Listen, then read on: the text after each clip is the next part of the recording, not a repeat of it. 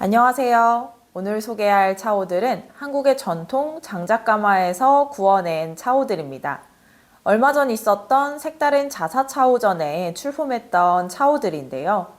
중국 이싱에서 만든 자사오를 한국의 밀양 청봉료의 가마에서 재소성했습니다. 이 청봉료의 단칸 가마에는 60점 밖에 들어가지 않기 때문에 환경을 조금 더 세밀하게 조정을 하면서 차오를 구워냈다고 해요. 여기서 환경이라 함은 소성 온도와 또 들어가는 산소의 양입니다.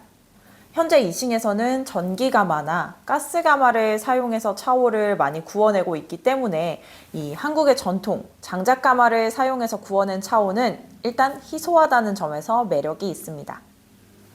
그리고 같은 칸에 들어간 차오라 하더라도 가마 속에서 불과 만나는 위치가 다 다르기 때문에 구워진 후의 모습은 저마다 다르게 나옵니다.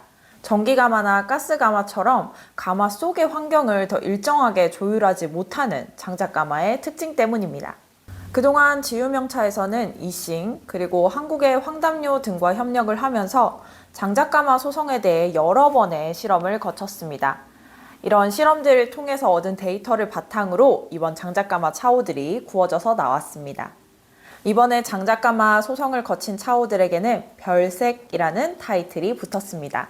소성 방법과 더불어서 한국적인 장식이 더해지거나 또 킨츠키 방식이 적용된 차오들도 있습니다.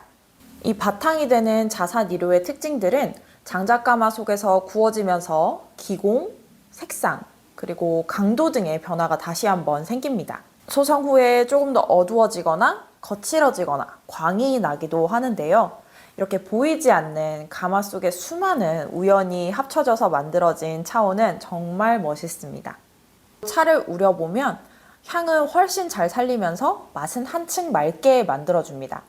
이런 단니 차오도 그동안의 데이터대로라면 숙차를 잘 우릴 거라 생각을 했겠지만 막상 우려보니 생차를 정말 맛있게 잘 우리더라고요.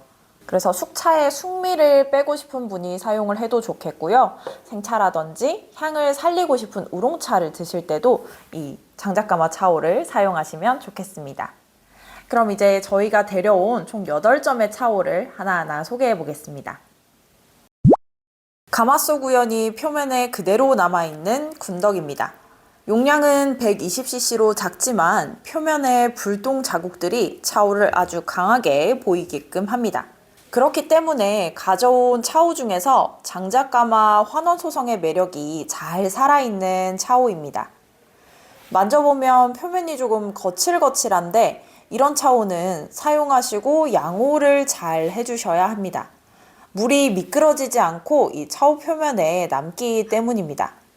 사용 후에 바로 닦아주시기만 하면 물때가 지진 않습니다. 은은하게 도는 광이 꼭 청동 작품을 보는 것 같습니다.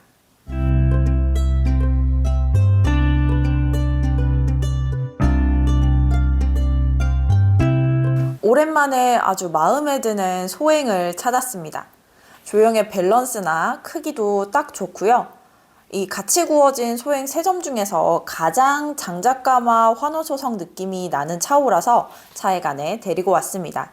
원래 니료는 강판이라서 뚜껑을 열어보면 이렇게 뚜껑 목이나 몸통 안쪽에 강판이 색이 살아 있습니다.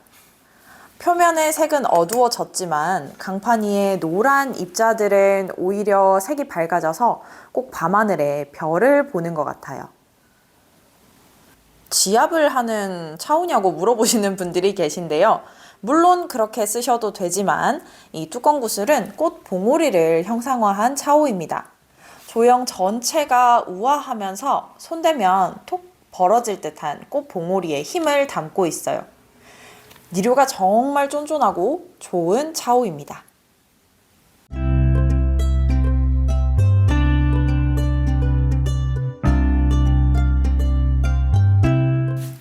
낙생도의 쌍둥이 가단입니다. 지마단니로 만들어진 자사오를 장작가마에 소성한 후에 한국적인 장식을 더했습니다. 가단 역시 차오색이 조금 어두워진 게 느껴지실까요? 차오에 입혀진 그림은 경남 밀양의 민속놀이인 감내 개줄 당기기의 모습들입니다. 감내라고 부르는 감천리 일대는 농경지이면서 이 개가 많이 잡혔다고 해요. 개를 잘 잡기 위해서는 좋은 자리를 차지해야 되니까 이 마을 사람들끼리 다툼이 있었는데, 이 문제를 해결하기 위해서 개줄 당기기 놀이를 하고 이기는 쪽이 좋은 자리를 차지했다고 합니다. 이렇게 개 다리처럼 8개의 줄을 엮어서 줄다리기를 하는 거죠.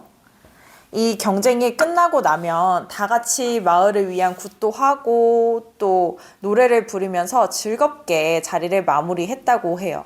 단이라는 깔끔한 도화지 위에 깔끔한 선, 그리고 포인트 색상만 입혀진 그림이 참 잘 어울립니다. 보자마자 아우 이건 못 참지라는 마음으로 저희가 데려왔어요. 한국의 정서가 담겨 있는 정말 특이한 차오입니다. 이 뚜껑을 여닫을 때 나는 소리도 맑고 참 좋습니다.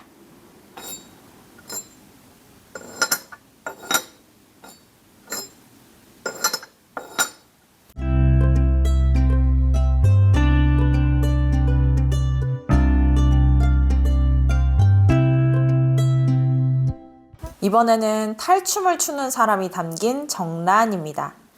청단리가 소성되면서 조금 더 어두운 색을 가지게 되었고요.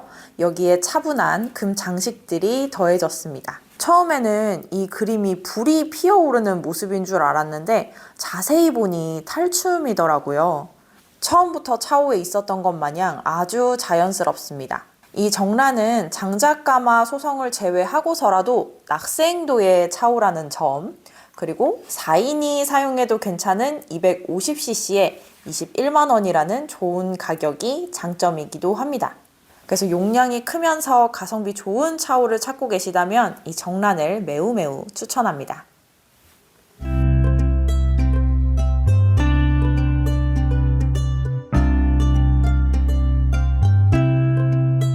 전시 대표 작품을 보면서 제가 가장 궁금했던 수평호입니다.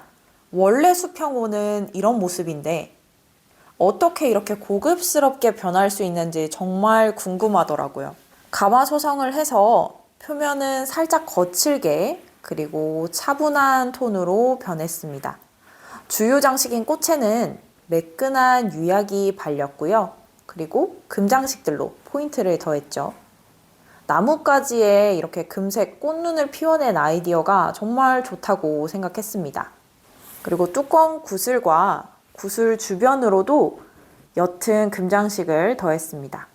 그리고 차오를 직접 써보지 않으면 모르는 포인트가 있는데요. 바로 뚜껑을 열면 뚜껑 목에 예쁜 금꽃이 피어 있다는 사실입니다. 살짝 파인 부분에 킨체키를 적용해서 오히려 차오에 숨겨진 매력 포인트로 되살린 부분이 인상 깊습니다. 이 수평호도 표면이 거칠기 때문에 양호를 좋아하시는 분이 데려가면 좋겠습니다.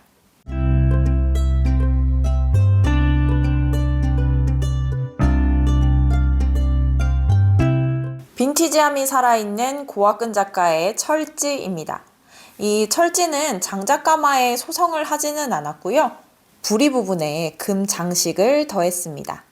범랑 장식이 들어간 차오는 유리알처럼 좀 도톰하게 볼륨감도 있으면서 매끄러워서 화려한 느낌이 강한데요. 앞서 보여드린 가단의 장식처럼 표면에 착 달라붙어 있습니다. 여러 가지 색이 들어가 있음에도 과하게 화려하지 않아서 오히려 고풍스럽다는 생각이 먼저 듭니다. 그래서 저희 차에 관해 처음으로 들여온 범랑 차오이기도 합니다. 이 바탕에 보랏빛이 도는 잔이도 참 예쁩니다. 장식이 없는 차오들만 쓰다가 색다른 스타일의 차오를 사용하고 싶으신 분께 이 철제를 추천합니다.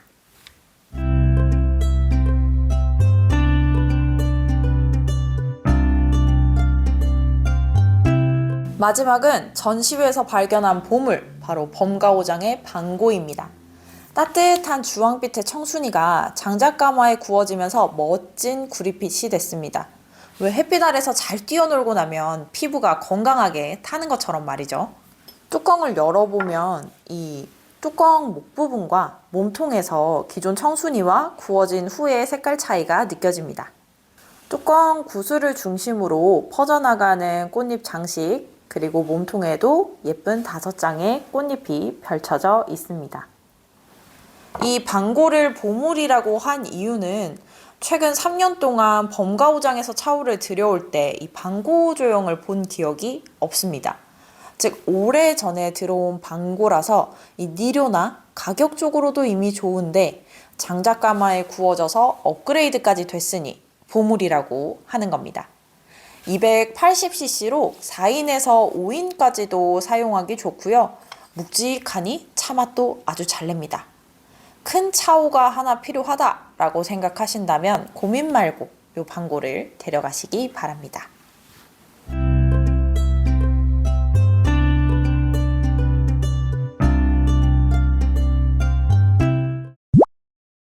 이렇게 색다른 자사차오 8점의 소개를 마쳤습니다. 국내에도 차인들이 늘어나면서 이 이싱의 자사오를 알게 되시는 분들이 많은데요. 중국 이싱의 차오에 한국적인 소성 그리고 장식 기법이 들어간 차오를 만날 수 있는 기회는 그리 많지 않습니다. 전통 장작가마에서 구워낸 차오를 사용할 수 있는 기회를 놓치지 마시기 바랍니다. 차오 구매나 문의사항이 있으신 분들은 지유명차 용인 시청점으로 연락을 주시면 됩니다. 그럼 오늘도 여러분의 슬기로운 차 생활을 응원합니다. 고맙습니다.